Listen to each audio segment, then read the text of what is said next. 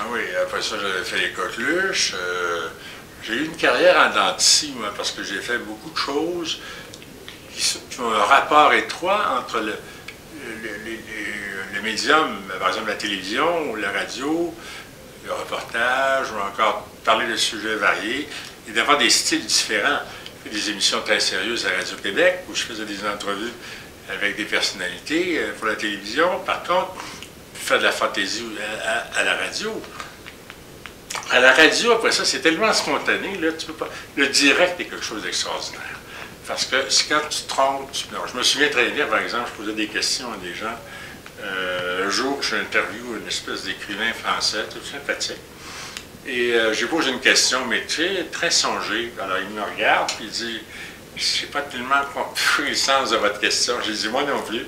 Et puis, on a recommencé à le faire. Alors, il y a cette espèce de spontanéité-là qu'on doit garder.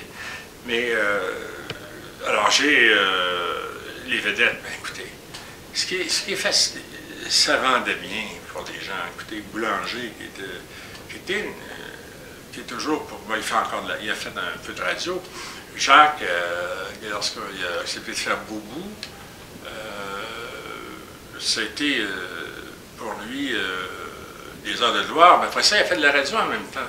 On allait chercher des gens comme et c'est l'inverse pour Michel Desrochers, par exemple, qui était un des premiers morning man fantaisistes à Radio-Canada, qui a commencé par la radio, puis qui est venu à la télévision. Il y a beaucoup de gens qui l'ont fait, des gens qu'on disait « Ah, t'es pas télégénique ». Eh bien là, c'est pas la question d'être télégénique, c'est d'avoir quelque chose à dire, puis de manifester des émotions. Moi, imaginez-vous, j'ai travaillé avec Denise Bombardier, il n'y a pas de choses diamétralement opposées que nous deux.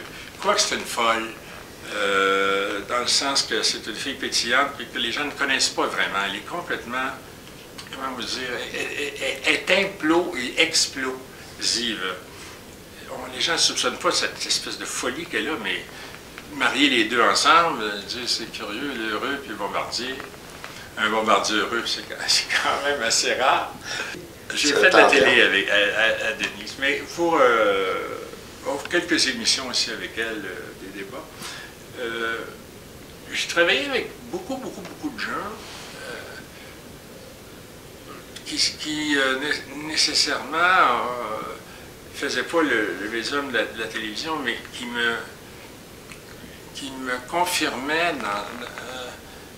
qui m'ont donné de l'aisance, qui me confirmaient dans mon métier. Pas parce qu'il n'y avait pas de caméra, parce qu'aujourd'hui, écoutez, René Amirois a une caméra, puis même dans son studio, mais qui m'ont donné cette espèce d'assurance, l'improvisation. Les premières ligues d'improvisation se sont faites à la radio. Hein? Quand tu étais pris comme ça à répondre au téléphone, puis ou encore à parler avec les auditeurs, tu ne savais pas ce qu'ils pouvaient dire, puis il n'y avait pas toujours de la censure. Aujourd'hui, c'est un petit peu plus contrôlé. Alors ça, c'était vraiment la première ligue nationale d'improvisation. C'était aussi les voix. On dit que le Québec est une terre pour les voix, pour les chanteurs d'opéra, par exemple. On pense à Raoul Jobin, à Richard Verreault, les aides de gens qui ont chanté. Ben, les voix ici, écoutez, quand vous écoutez la voix de Pierre Nadeau, par exemple, quand vous écoutez la voix aussi de Languirand, de Le Bigot, quand vous écoutez les voix de femmes comme Judith Jasmin à l'époque, il y avait quelque chose de Frenard, Aline, avec qui j'ai travaillé. Alors, toutes ces femmes qui donnaient une sensualité à la radio, qui m'interviewent, me rappelle quelqu'un, Pierre Bourgault.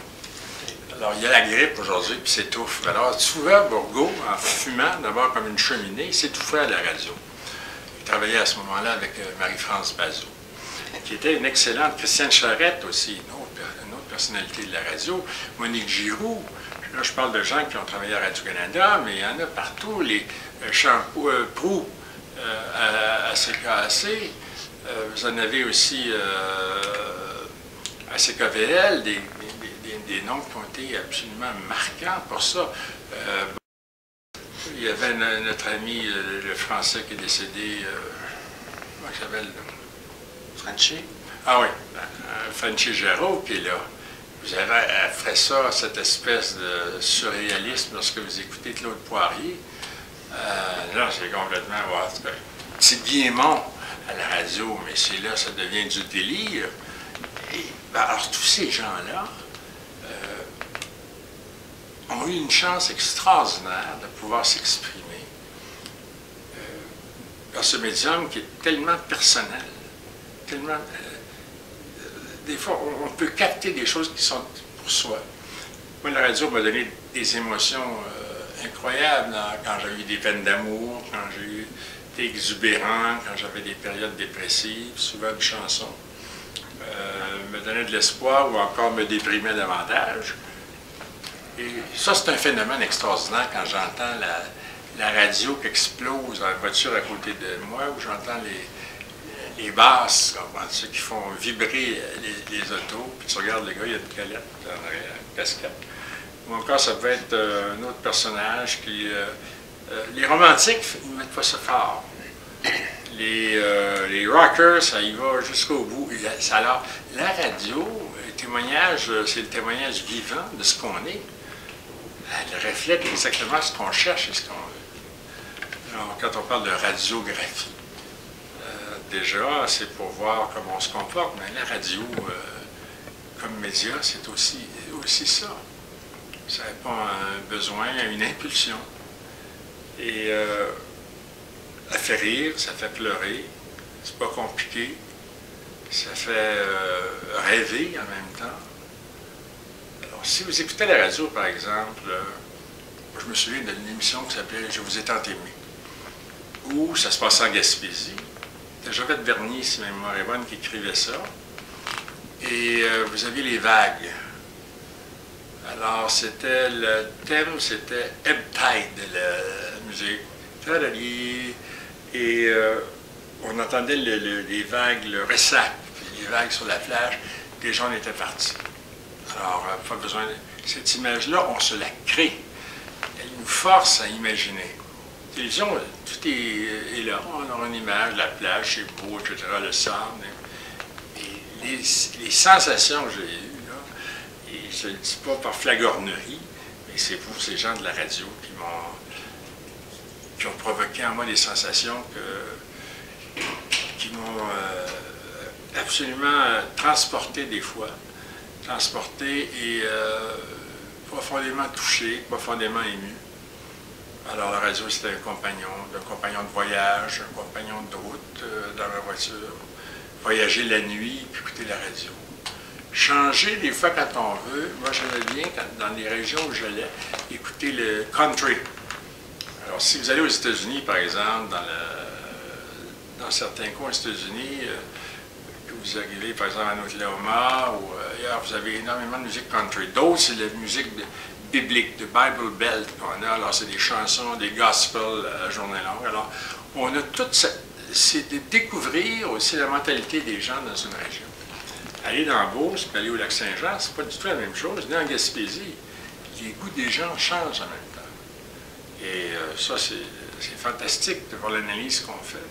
Moi, je me disais, à un moment donné, j'écoutais Vigneault, je chantais « L'homme est parti pour travailler, la femme est seule, seule pour s'ennuyer ». C'est une espèce de balade, là, un country des bois de Vigneault. T'entends René Martel ou Paul Brunel ou bon, un autre, Oli Lamotte ou les Darèche, c'est une autre façon de s'exprimer avec une autre forme de langage, la poésie de la cuisine contre la poésie du salon.